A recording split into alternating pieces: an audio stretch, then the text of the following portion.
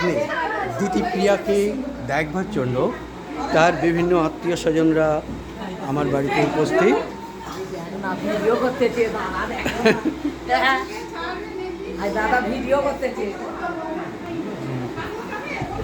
এখানে একটি বাচ্চা এসে ঘুমিয়ে পড়েছে, এই যে দিতিপ্রিয়ার বাবা।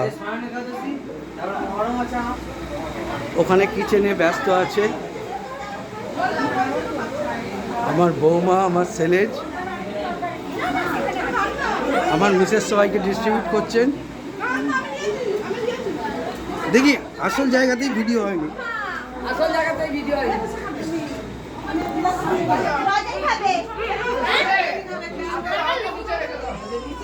দেখি একটু দিতিপ্রিয়াকেই তো আসছে না প্রকাশ্যে। দেখি ওখানে একটা সেট পড়েছে, না এটা আলোতে নিয়ে এসো। এই দিতিপ্রিয়া, এই ছোট্ট মেয়েটির আকর্ষণে এত মানুষ সবাই এসেছে।